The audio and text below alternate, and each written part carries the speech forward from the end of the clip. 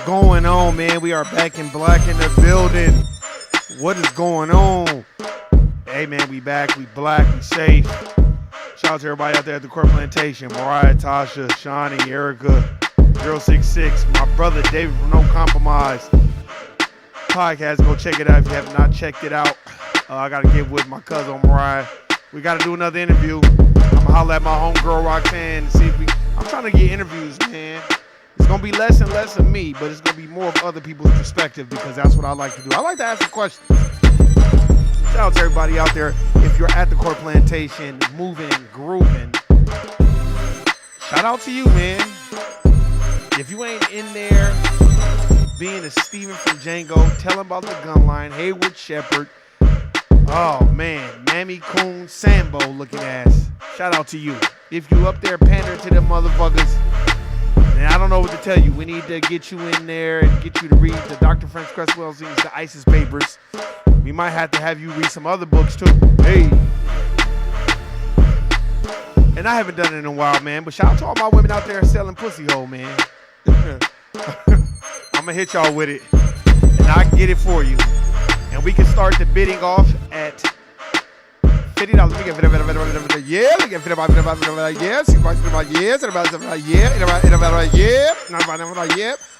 Yeah, sold for the next suck ass nigga. That's how you want to sell that pussy hole out here. I'll be the first nigga in line to buy it. But I got to check the Carfax on that pussy hole. If you got over 100,000 miles, you need your transmission dropped and you need an oil change. You need all your fluids checked. Look at that. So I'll fuck with y'all. We got a lot to discuss, man. We got a lot to talk about. I want to talk about, we're going to do a part 2, man. We're going to talk about street politics. And I'm just going to go off of it. Shout out to my nigga Dom. That's like my little brother, man. Shout out to him. I call him, he's like an OG too to me. Very, very smart brother.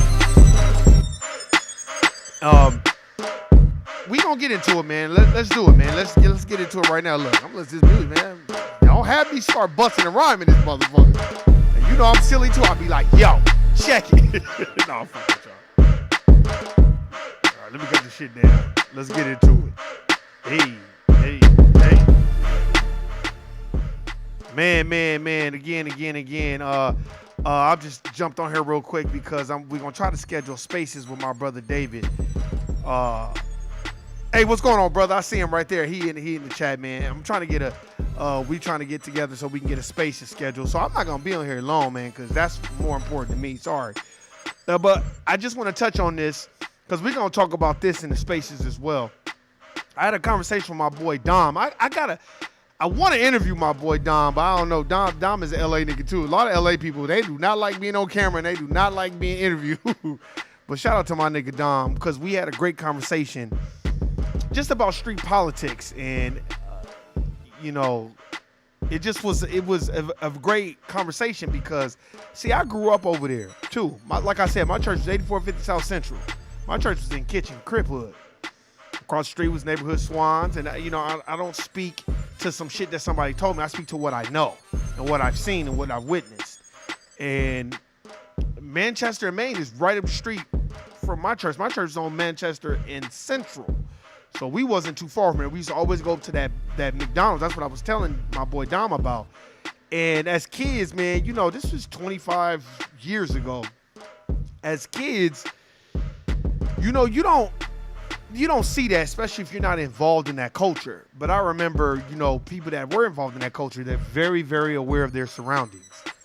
And I think what we have to start understanding is, the question I would ask is, I'm going to say it again, is why didn't he have security? That's what me and Don was talking about. Don was like, that nigga should have more than security. My nigga Don was, and I was thinking that too, like, nigga, you got to check in. I think this generation feels like you don't have to check in. That's the one thing, man. If I'm heavily immersed in the hip hop culture and I'm making decent money and I'm making more money than the average person or the average Joe, I better have security around or I better move lightly. And shout out to Ice-T. I like what he said on Twitter. He was like, man, I'm tired of explaining to motherfuckers about LA gang culture. I'm tired of, motherfuckers, LA is different. And there's different facets to LA. You have the east side of LA, which is Watts.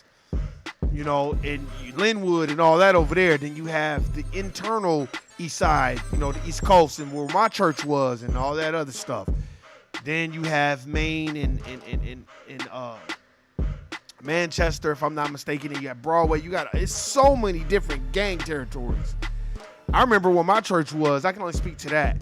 When my church, like I said, was in notorious Crip hood or whatever. And I just remember they would never go on the other side because we would always go to, it's a Taco Bell and a KFC that merged, which is on, I think, Manchester and Central. In the northwest corner, if I'm not mistaken. And we would always go there to eat at the church as well. And that side was more the neighborhood Swan area. And not just, if you're not from LA, you shouldn't just be going out there. That's like me going to New Orleans and going to the Ninth Ward and just riding around in a fresh ass whip and jewelry. I'm going to get robbed and I'm probably going to get killed. I shouldn't even be over there. And I think we feel like, well, I'm not tripping off that. It's not going to be a big deal, but it's going to be a very big deal. We have to understand street politics. And every state is different. Every community is different. Every city is different. Like I said, you have so many gangs within just LA. LA. We're not talking about Compton. We're not talking about Watts. We're not talking about Long Beach. Long Beach is a whole nother spectrum. Compton is a whole nother spectrum. Watts is a whole nother situation. Then you have LA. Then you got West LA and the West LA gangs. I just think people feel like, well, I'm going to be in and I'm going to be out. I ain't tripping. The one thing I would always advise, man, the last time I went out there was in 2016, man. And I remember we went to, oh, God, what is that place called? It's not Rallies. No, I think it was Rallies in Inglewood. And I had on like purple. And I'm like, man, I was looking around like a motherfucker because I don't care how many white people out there. It's going to always, we love to kill each other and we love to look at each other. But you have to make sure you ain't got all this jewelry on. You ain't got all this other stuff on because there's always a person lurking in the cut that's willing to come up. And it speaks to, I'm just going to speak to this. It speaks to, in my personal opinion, our upbringing. What are we teaching younger generation? This younger generation, they're fearless when it comes to killing each other. Foundational Black Americans, we fearless when it comes to that shit. Oh, we'll kill a nigga in a heartbeat. My thing is, I'm just waiting to see when somebody gonna run up on George Zimmerman. When somebody's gonna run up on these suspected white supremacists and do them dirty like you're doing your own people. And we have to dust away and shake off that hater mentality. It plagues all of us. Trust me, you don't think I look at myself times and I'm like, God damn, I'm supposed to be way farther than where the fuck I am. But I feel like you need to get people in your circle, even if they don't know that they're in your circle, that can be that beacon of hope and the beacon of light and give you a better perspective. That's why y'all always hear me champion people like David from No Compromise. David is already established. David do not have to fuck with niggas like me. But he choose to do it because he's more of a mentor. And he probably don't think he mentoring, but I look at how much humility this brother possesses. You know what I mean? And he don't walk around like he know everything. He's always on a quest for knowledge. And we need those type of people around us, man. You don't need that hater spirit around you because it's very contagious. It's infectious. And you don't want to have that spirit, man, because it's just, that's not the lane you want to go down. You know what I mean? Because one day life might turn around where you're successful and you don't want to be walking around like, damn, is somebody going to run up on me? Because that's why I don't do the hating thing. You know what I mean? And I try to distance myself from people like that. Even if they're not hating, they're just not evolving the right way. You have to understand that. And the same thing with street politics. Street politics is just like corporate politics, which is just like the political spectrum that we see on TV. It's the same shit. It's the same shit. They doing all this public humiliating of Donald Trump when in actuality, Donald Trump ain't going to nobody's prison. Donald Trump is a white billionaire. He ain't going nowhere. But they got everybody fooled. Now, my thing is this. A lot of politics is theater, but in LA street politics, and just street politics period, it's theater with real consequences. We got to come out the matrix. We got to to me, start looking around. And we got to move better, too. Like I said, man, when I went out there in 2016, I was ready to go. You know what I'm saying? I'm not saying that Las Vegas, Nevada does not have its same street politics. But the one thing about Las Vegas, Nevada is, you know, it's a little different out here than it is out there in LA. You know what I mean? And it's a lot of gang activity out here in Las Vegas, Nevada, but the politics are a lot different. Now, I haven't been immersed in it, but just watching it from a distance is just a lot different. And I think that we, you know what I'm saying, just as a community, man, you got to look at that stuff. We don't have intrinsic value. I say it all the time. Don't nobody value themselves, so they're not going to value another nigga. And me growing up in LA and seeing that shit, oh, man. You know, everybody want to dress like $1 million, ain't got a quarter in their pocket. Then you got some people that want to act like they got a whole bunch of money. They don't got it. They staying with their mama, their cousin, their sister. You know, everybody want to have the freshest car, but, you know, you barely afford to put gas in it. You know, that's normal out there. As my mom would say, that's that California mentality. That's normal. But I think that, you know, this last killing, I hope that will open up the minds and hearts to a lot of people that travel out here. Check in, man. Don't think that you're above reproach where you ain't got to check in and you ain't got to be. Then don't go out there to no goddamn LA. Like I said, man, I'm from there and I don't fuck around out there. And I'm not mad at nobody that comes up and they move out of their neighborhood. They still give back to their neighborhood, but they move into a better environment. I'm not mad at people for that. Nip lived and stay right in his neighborhood. And somebody ran up on him because everybody has a price and everybody can be bought. Some people have integrity. Some people are integrous people.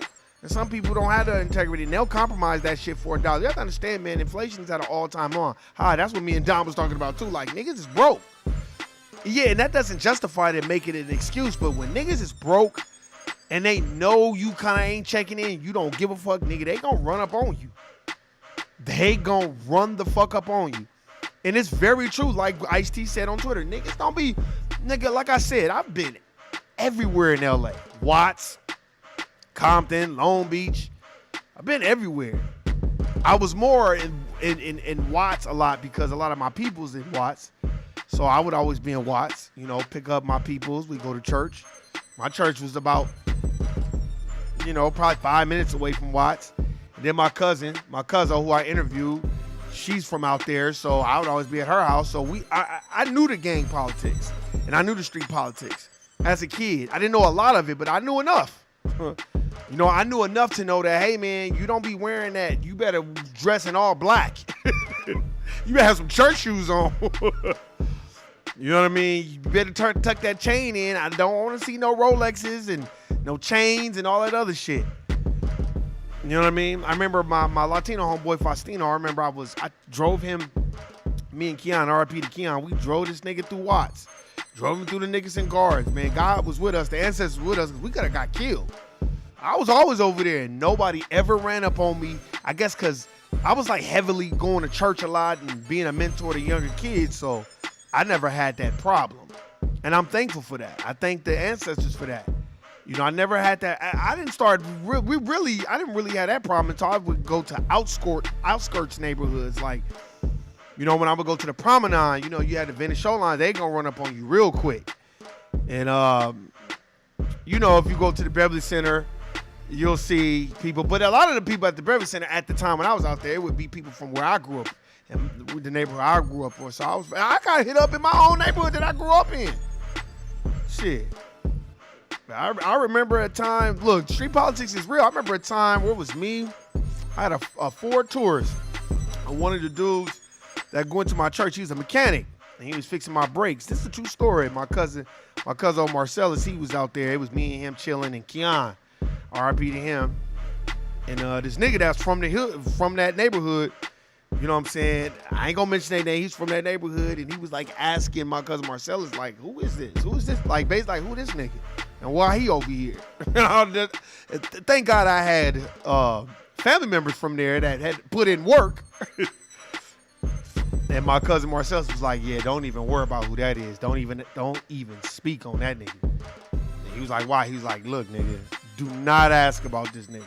All you need to know, this my cousin.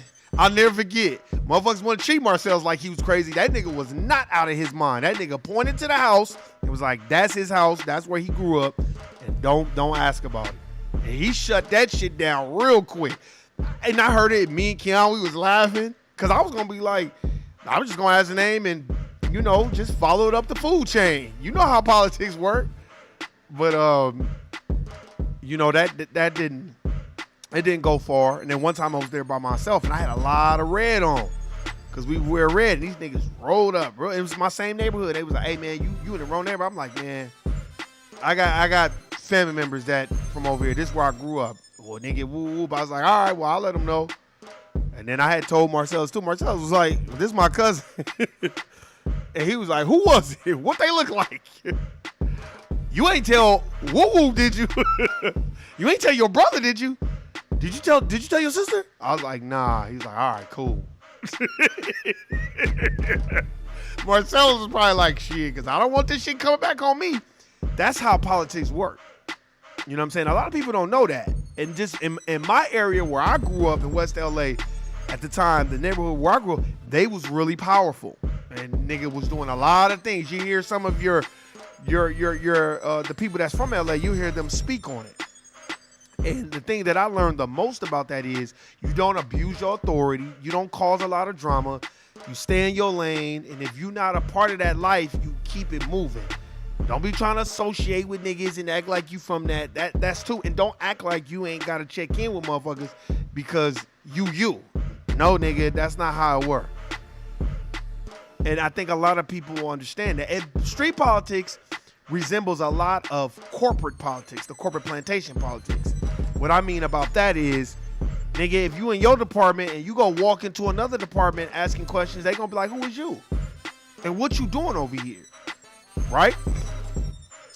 And then what they'll do is what they do. They gonna send an email to your superior, that you was over here asking questions that you weren't supposed to be asking and doing things you weren't supposed to be doing.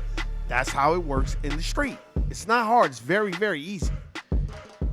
We just got to understand that just because you have value in you don't mean everybody has value in themselves. You know what I mean? Some people are struggling. Some people are really going through it. And we have to understand that. And see, in Las Vegas, it's a little different because it's like, it's not a melting pot, but unless you riding around in a Benz and got jewelry and all this other shit, it's hard for people to tell what you really got. Because most cars out here that you see in Las Vegas, Nevada, everybody can go get them. It's not a car that, you know what I mean? For the most part. But if you go get a Phantom or you go get some motherfucking Maserati and you rolling around the hood with rims, you drooled up and you're not trying to indulge in the street politics, but you think you can just kind of ride around and get it, that's not how it works. I don't do that. I'm not from Vegas, but I don't do shit like that. I didn't do that in LA. At all. And I think that's how we need to move. And I think because we have access to resources, like my young brother, P&B Rock, I think he had access to a lot of resources that other people didn't. So he probably felt like, well, niggas ain't tripping off me because I'm not out here outlandish with it. But man, Manchester and what was it, Maine or Broadway, wherever he was at, where that Broadway, that's the wrong place to be at. I know that for a motherfucking fact that it's 1,000 gangs over there. And I know that. I couldn't even keep up. Shit, I'd be like, damn, what set is that? You can tell and this is the thing about street politics, too, and street gang culture, LA gang culture. They know who is, and they can just tell by your dress, what your surrounding is, just the kind of car you got, how you move. They're not dumb. Like Don was saying, Don was like, these niggas know who it is. And he was like, and you can't be posting. He was like, that's the one thing you don't do. You don't be posting your location and you all jeweled up. Niggas gonna come and see you because there's a lot of hater niggas out there. He was like, and there's a lot of hater niggas everywhere. But he was like, you gotta understand, LA County got 20 million people. So shout out to my nigga Dom. He just was kind of like keeping me abreast on that street politic type shit. Because, I ain't been in LA in so long, like lived out there in so long. That's why in 2016, I'm going to keep telling y'all, when I went out there, nigga, I was like, when I went to my brother's house, I was looking around like a motherfucker. Shit, when we drove around, I sat in the back. It had 10 in the windows. I sat in the back. I was already frustrated with all the traffic, and I was like, it was certain streets I was even not comfortable, because my sister was driving. I was like, man, I don't even want to drive down this street. Because, because I remember when I went and visited in '01, and I went and picked up my people's Keon, and we went to go get my ex-girl her clothes from her cousin, and she stayed in 60 Hood. Them niggas rolled up on us and blocked us in the driveway. And I was like, man, we just here to get these clothes. and I'll just never forget. Keon's just like, man. And I was like, don't even say nothing, don't do nothing. They was like, yeah, never can be too careful, cuz. And I was like, look, man, you know what I mean? I don't even get down like that. I'm on a whole nother level. Shit. And that right then and there really opened up my head to like, this is exactly why it's like, all right, I'm cool. You can get killed anywhere, and I'm not saying that. And gangs can run up on you everywhere, but the one thing that I do love and respect about Las Vegas, I've been showed respect by a lot of the different sets and neighborhoods out here, because they knew, like I said, man, I worked at Doolittle Community Center. Them niggas could have ate me alive, but I showed them respect, and they showed me respect. No malice, no type of anger in my heart, man. And I think we have to have that humility, but you gotta know where you're going. And when you're not from these situations, you better stay where the tourists are and don't venture off that course. You know what I mean? It's just like people that come on the strip. Nigga, once you get to downtown, you better stop at downtown. Don't start wandering off onto the west side and just thinking like it's all good. Because Vegas ain't no joke either. And hey, man, that's been my time. I'm about to try to get my brother David so we can start the spaces. Shout out to everybody out there. Shawnee, Erica, Tasha, Nuke, Roxanne, everybody, man. We going to keep it moving. I'm meeting Roxanne tonight. I'm taking her some more CMOS. I'm got to figure out if I'm to schedule these interviews, because I got to do a part 2 of my cousin. She just got way too much information. Way too much information. So I can't wait to interview my cousin again. Hopefully we get a special guest with my cousin, with somebody else that I know. Because I would love to get, I want to get this guest on too with my cousin, because they got a great synergy and it's going to be good. So I'm going to be reaching out to my cousin. But I appreciate everybody listening, subscribing. You already know what it is, man. This channel is going to grow organically, authentically. We not doing no cloud chasing on here, and we keep it real and keep it a buck. And everybody has their own perspective and their own lane. And let me tell you something. Once you have your own lane, when you're on the phone with other people, y'all going to have more agreeances than disagreeances, because you doing your thing and you're not going to care about nobody else, because you in your bag, you on your own lane. And that's how it's supposed to be. And whatever disagreements is you have, y'all be able to agree to disagree. But you got to create those boundaries. Hey, man, I appreciate everybody listening, subscribing. You know what it is, man. I'm your boy, Warren G, the place to be. Been Clown Sucker Free since 2003. You already know my favorite words. And those famous words are guilty, nigga. I'm out. Peace.